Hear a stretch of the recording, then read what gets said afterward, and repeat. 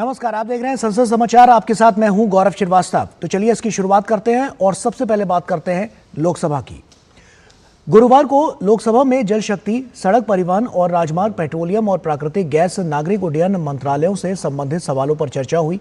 परिवहन मंत्री नितिन गडकरी ने E10 और E20 फ्यूल स्टैंडर्ड के लिए कंपैटिबल वाहनों के बारे में अपडेट किया।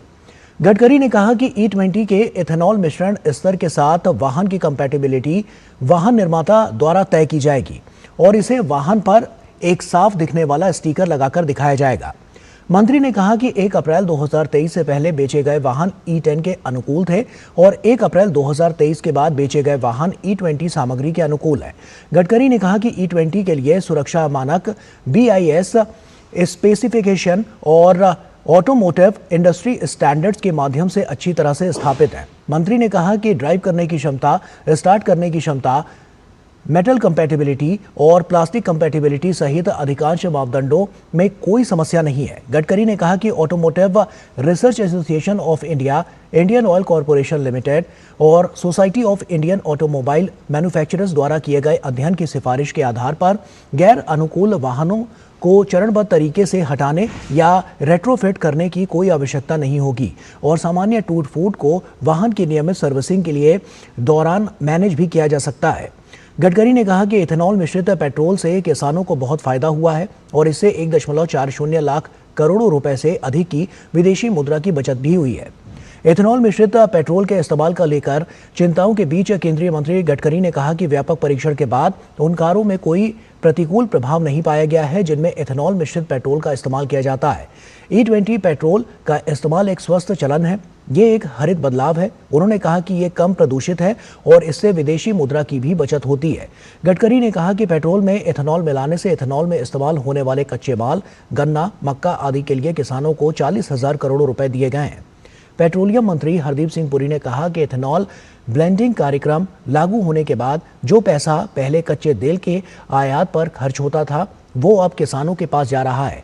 अन्नदाता होने के साथ साथ ऊर्जादाता भी वो बन गए हैं।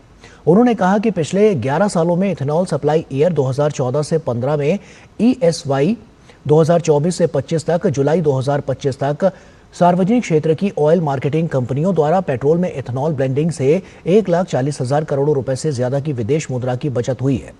जल शक्ति मंत्री CR पाटिल ने उत्तर प्रदेश में बाढ़ से सुरक्षा के लिए फंड से जुड़े सवालों का जवाब दिया। पाटिल ने कहा कि बाढ़ प्रबंधन और कटाव रोधी योजनाएं संबंधित राज्य सरकारों द्वारा अपनी प्राथमिकता के अनुसार बनाई और लागू की जाती है। उन्होंने कहा कि केंद्र सरकार तकनीकी मार्गदर्शन प्रदान करके और महत्वपूर्ण क्षेत्रों में बाढ़ प्रबंधन के लिए प्रचार संबंधी वित्तीय सहायता देकर राज्यों के प्रयासों में मदद करती है। पाटिल ने कहा कि केंद्र सरकार ने 11वीं और 12वीं पंचवर्षीय योजनाओं के दौरान बाढ़ नियंत्रण, कटाव रोधी, जल निकासी विकास, समुद्री कटाव रोधी से संबंधित कार्यों के लिए राज्यों को केंद्रीय सहायता प्रदान करने के लिए बाढ़ प्रबंधन कार्यक्रम लागू किया था। मंत्री ने कहा कि वर्तमान में बाढ़ प्रबंधन और सीमावर्ती क्षेत्र कार्यक्रम को जल शक्ति मंत्रालय द्वारा एक केंद्र प्रायोजित योजना के रूप में लागू किया जा रहा है। उन्होंने कहा कि FMBAP योजना शुरू होने के बाद से उत्तर प्रदेश सरकार को कुल 857.45 करोड़ रुपए की केंद्रीय सहायता जारी की गई है। पिछले 3 वर्षों के दौरान उत्तर प्रदेश सरकार को 164.70 करोड़ रुपए की केंद्रीय सहायता जारी की गई है। भारत सरकार की FMBAP योजना के तहत 110 करोड़ रुपए की लागत से एक बाढ़ सुरक्षा कार्य पूरा किया गया है, जिससे बहराइच और आसपास के जिलों को फायदा हुआ है। उन्होंने कहा कि उत्तर प्रदेश सरकार ने बताया है कि पिछले 3 वर्षों के दौरान राज्य सरकार द्वारा बाढ़ प्रबंधन कार्यों के लिए आवंटित कुल धनराशि है 4,848.71 करोड़ रुपए। पाटिल ने कहा कि इन फंड्स का इस्तेमाल बाढ़, नदी के कटाव से घरों को हुए नुकसान, जमीन के कटाव, बाढ़ राहत किट, नाव किराए पर लेने, चारे और खोज और बचाव राहत अभियानों से जुड़े खर्चों के लिए किया गया है। पेट्रोलियम मंत्री हरदीप सिंह पुरी ने हाइड्रोकार्बन एक्सप्लोरेशन और लाइसेंसिंग पॉलिसी पर सवालों के जवाब दिए। पुरी ने कहा कि सरकार तेल और गैस सेक्टर में आयात पर निर्भरता कम करने और घरेलू एक्सप्लोरेशन को बढ़ावा देने के लिए इस मकसद से एक्सप्लोरेशन ब्लॉक देती है। उन्होंने कहा कि भारत में तेल और गैस संसाधनों में काफी अप्रयुक्त क्षमता है और लंबी अवधि की ऊर्जा सुरक्षा को मजबूत करने के लिए इस क्षमता को हासिल करना जरूरी है। मंत्री ने कहा कि सरकार ऐसी गतिविधियों से जुड़ी पर्यावरणीय चिंताओं और संसाधन विकास और पर्यावरण संरक्षण के बीच संतुलन की जरूरत के प्रति संवेदनशील है। उन्होंने कहा कि सरकार ने बोली लगाने के लिए 9,990.96 वर्ग किलोमीटर के क्षेत्र वाला एक एक्सप्लोरेशन ब्लॉक CYDWHP 2024/1 पेश किया है। तो ये तो लोकसभा की बात हो गई। आइए बढ़ते हैं आगे और अब राज्यसभा की बात करते हैं। राज्यसभा में आज क्या कुछ हुआ? तो राज्यसभा में बृहस्पतिवार को देश में चुनाव सुधार विषय पर चर्चा हुई, जिसमें भाग लेते हुए विभिन्न विपक्षी दलों के सदस्यों ने कहा कि वे चुनाव सुधारों के खिलाफ नहीं हैं, किंतु इसकी प्रक्रिया कानून के अनुरूप होनी चाहिए और किसी भी पात्र व्यक्ति से मतदान का अधिकार नहीं छीना जाना चाहिए। चर्चा में भाग लेते हुए सत्ता पक्ष के सदस्यों की तरफ से कहा गया कि मतदान सूची की शुद्धता निष्पक्ष चुनाव के लिए बहुत आवश्यक है। चुनाव सुधारों पर चर्चा की शुरुआत करते हुए कांग्रेस के अजय माकन ने कहा कि जीवंत लोकतंत्र में 3 बुनियादी शर्तें सबके लिए समान अवसर, पारदर्शिता और विश्वसनीयता महत्वपूर्ण होती है। उन्होंने दावा किया कि तीनों की बातों के संदर्भ में वर्तमान सरकार मानकों पर खरी नहीं उतरती। उन्होंने कहा कि सरकार को हर पक्ष का ध्यान देना होता है, लेकिन उसका एक काम लोकतंत्र की रक्षा करना भी होता है, जिसमें वो पूरी तरह से विफल रही है।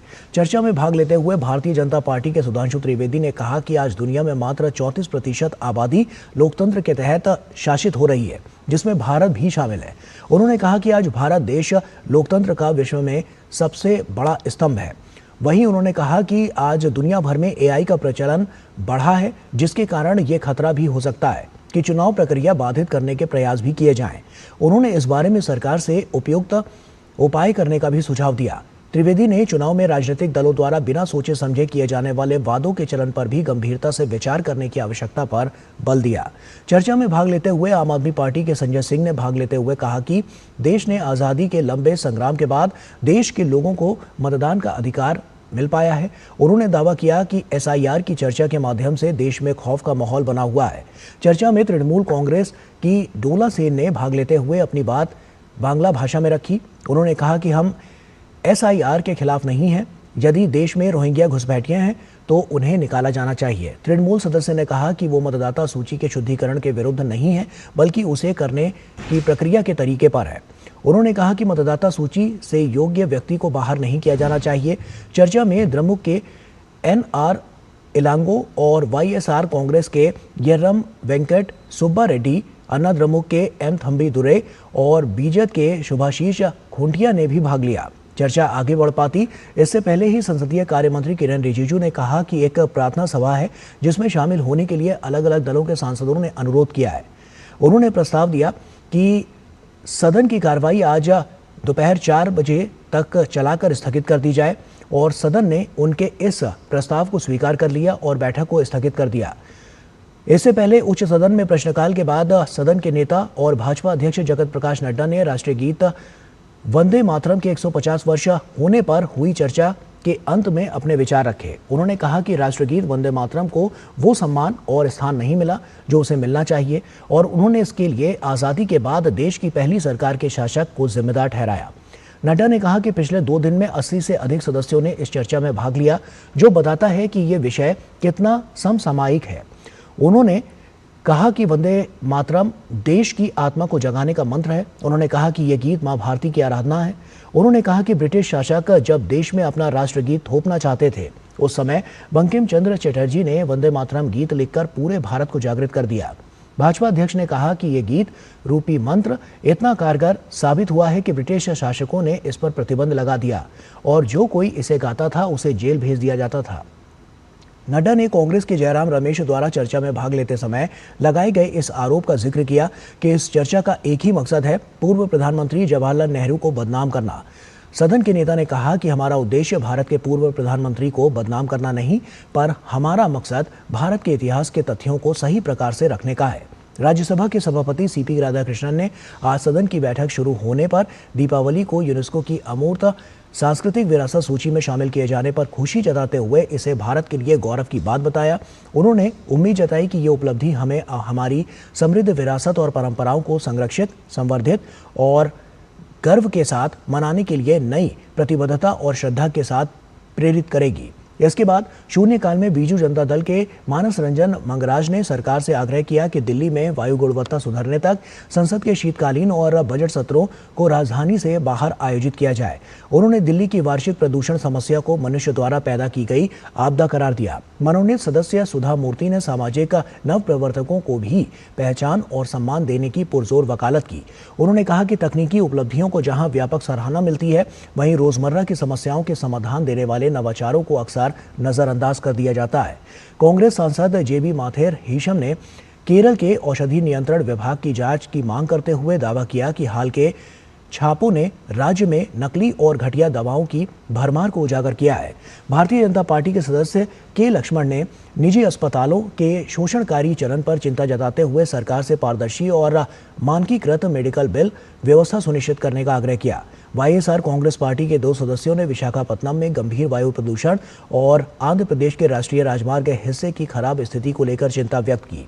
शून्यकाल में वाईएसआर कांग्रेस की मेधा रघुनाथा रेड्डी, तृणमूल कांग्रेस की सदस्य सागरिका घोष और राष्ट्रवादी कांग्रेस पार्टी की फौजिया खान लोक महत्व के विभिन्न मुद्दे इन लोगों ने मिलकर उठाए। तो संसद समाचार में फिलहाल अभी के लिए इतना ही। दीजिए इजाजत। नमस्कार।